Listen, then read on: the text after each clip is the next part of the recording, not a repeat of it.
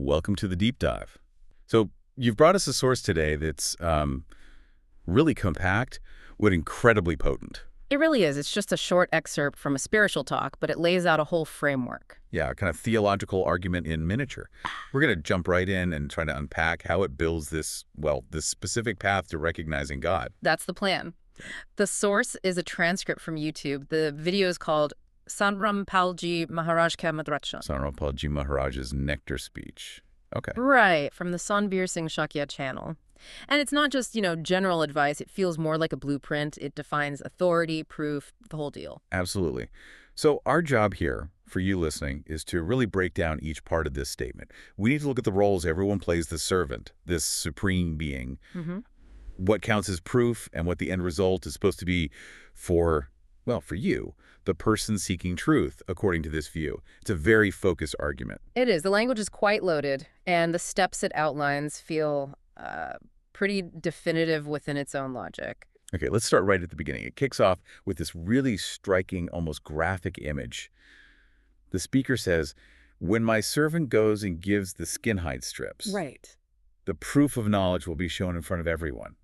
What's going on there? That phrase, kal tadega, giving or stripping the skin or hydra, it's quite visceral, isn't it? It really is. Aggressive, even. Exactly. It suggests the proof, the real knowledge, isn't just hidden away somewhere. It's like it's covered by something else. Layers of maybe misunderstanding, false ideas, traditions. Things that need removing. Yes, things that need to be actively stripped away. And it takes this specific figure, the das, the servant, to do that difficult, maybe even painful work. So it's not a gentle discovery. It's more like a necessary, forceful uncovering. Precisely. It implies that what's already out there, the existing knowledge systems maybe, are flawed or obscuring the truth. Right. So you need this catalyst, this servant, to come and perform this stripping. Yeah. It's a disruptive act needed for everyone to see clearly.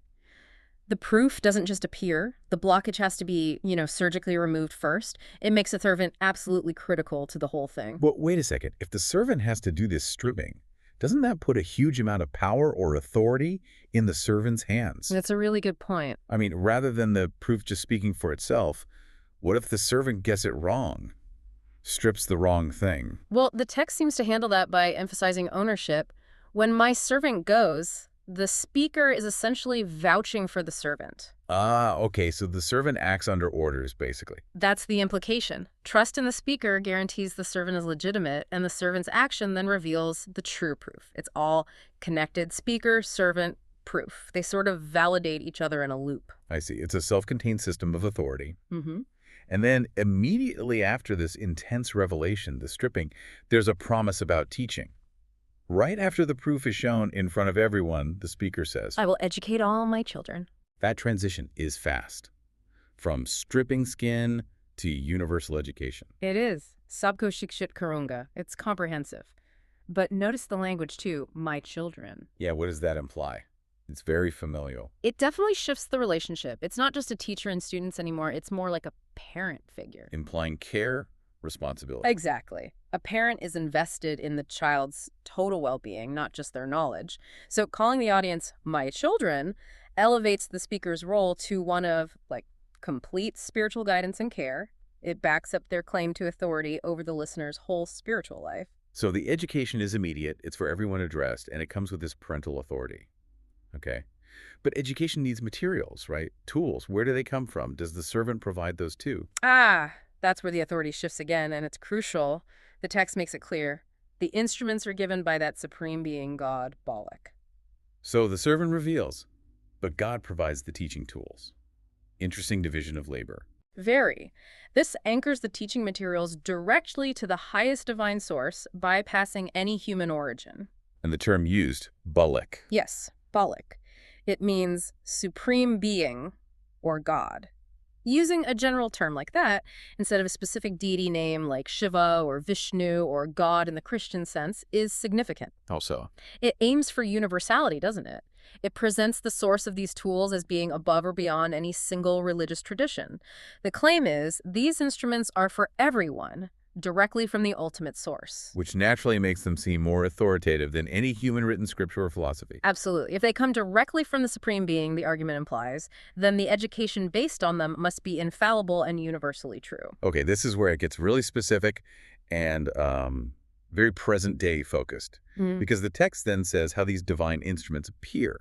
Now, Yes, this is the real linchpin, I think. How do these divine tools manifest, the text says, which today are manifesting as sad Granth true scriptures before you. Sad Granth, true scriptures, manifesting today. That word today is doing a lot of work there. It certainly is.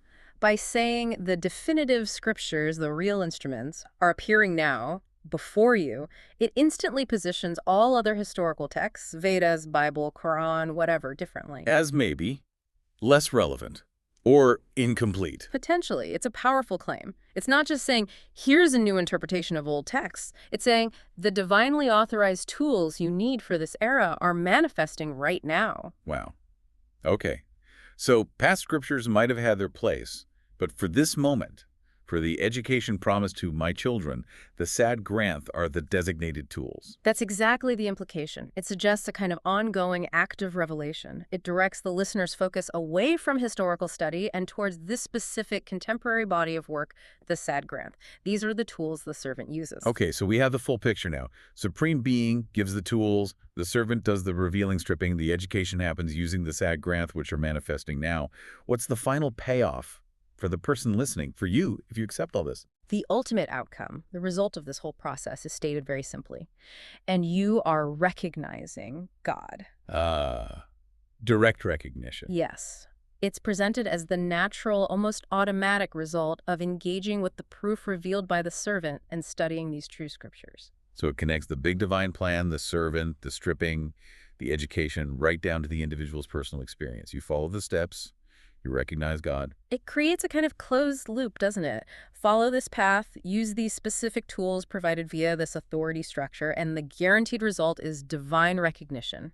No ambiguity. You almost make spiritual attainment sound less like a mystical quest and more like following a set of instructions. That's certainly one way to read it. The mechanism leads to the result. And then there's one final line which broadens the scope again, just slightly. Which is, Blessed are your parents.